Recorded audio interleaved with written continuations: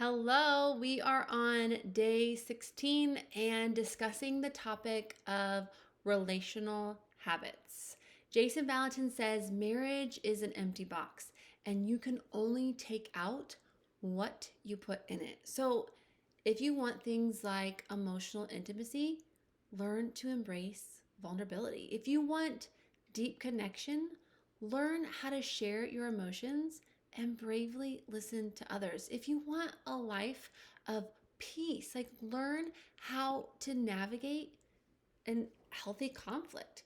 Marriage can be hard and painful. Like when we fill the box with garbage from our past and stop making the goal of connection our main priority. And I know for me in my marriage, like we're currently in the trenches with little ones at home and we are operating at high levels of capacity and daily being stretched thin because of our current season, we have literally lived in toddlerland for the past 9+ years. And let me tell you, I have learned a thing or two about prioritizing connection with my husband. Like Josh and I, we have learned to cling to one another in this season because we have been in the trenches for so long. Like I need him and he needs me. And so often I can paint him as the enemy,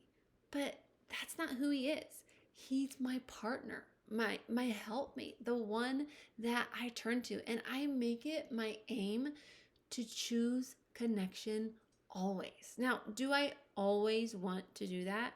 No. Like sometimes there are things that can come up and I'm like, "Ugh, I do not like that," or what he just did there, I am not a fan of. But at the same time, there has been this grace to just bow low, to see him for who he is. Like he picked up a full-time job and he is standing on concrete for 8 hours a day and he can come home utterly wiped. Can this make me upset? Yeah, sometimes it does, but I also see him for who he is and what he sacrifices for our family in this season. And I can also invite in compassion. Like I haven't always been like this, but it's almost as if there is this grace that has been there, that I can put my needs aside for just a second and bow low, to invite compassion in and choose connection, like no matter what. And yes, like I have needs and those are important too. And Josh, he understands that. And when he comes home from work, he knows that as he clocks out of work, he is clocking right back in at home. And you guys, true men, they know that real sacrifice isn't just going to work every day. It's the sacrifices that they make at home. And true sacrifice, it begins in the four walls of our home. And listen, guys, marriage is hard. And if you aren't prioritizing intimacy and connection in your marriage, like you're going to struggle. And connection can only happen through an exchange of emotions, not just exchanging information or business plans and to do lists, but actually make time every single day to check in, to share your feelings, to open up and learn to listen to your partner closely. And second, like make daily deposits into your marriage box daily, like small and consistent acts of love, like maybe setting out their morning coffee or leaving a little note or doing something thoughtful, that goes a long way. And these deposits can also make emotionally connecting easier. So, listen, guys, life is busy. And if you have kids, it's only getting busier. And connection and intimacy, it's just not going to build on its own. Like, we have to prioritize intentional time together with our spouses. Like regular date nights are so vital for moments of connection, like void of any distractions. And your relationship, it's worth it. And I also talked a lot about the importance of learning to listen to your partner or your loved one with this intent to understand. And this is a crucial aspect to grasp. Like, ask yourself next time you're in conflict, like, am I listening with the intent to understand, or am I listening with the intent to react or judge or deflect, right? Like, listening, really listening, is asking questions like, so did I hear you say this? Or is this what you meant when you said this? Or like, and then you wait and you learn if what you heard is what they actually said. Like, be the learner.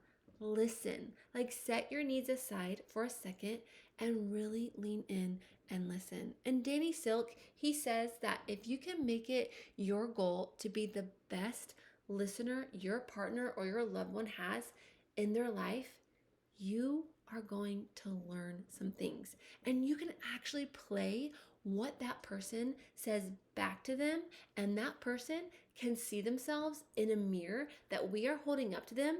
And then we won't feel so responsible for the outcome because our job is to just listen well and to understand them and not fix their life or their problem. And once we understand this concept of really learning to listen to our partners and to understand them first, that is when things really begin to shift. And listen, most people, they just long to be understood. And what a gift it is to be that person who listens without judgment and truly listens with the intent to understand. And so oftentimes, like for me, when I'm in conflict, in relationship, it's me deflecting what Josh is saying and defending myself because he's accusing me of something. And then I turn around and accuse him of something. And it's just this big ball of mess because neither of us are understanding one another.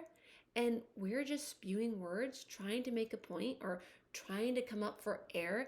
And I'm telling him all about him, and he's telling me all about me, when really we just need to stop to determine the role of the listener and the talker, and then do just that. Listen, like, and ask, am I hearing you correctly? Did I understand that right? Like, this is such a helpful tool. It really is learning to humble ourselves, cancel out that great I in our choices, and make it our highest aim to prioritize connection, right? And make it my highest aim that I'm going to tell you about me, and I am not going to tell you about you. Do you see the difference? Like, this is a huge step in prioritizing connection in your relationship and stamping out accusations and defensiveness and judgment. Like, guys, I know this takes a lot of practice, but I believe if we really apply it to our day-to-day lives, it can truly bring about a more peaceful relationship. And so, if you want to make a better marriage, you got to make a better you. And we have to work on ourselves. And as we do that, like, our relationships, they'll thank us for it. And so this is your reminder to get the counseling, maybe gain some tools, ask for help, and reach out if you need to. And I am certain you can mend any relationship and overcome any and every past relational hurt. Thank you guys so much for joining me today. I look forward to seeing you tomorrow.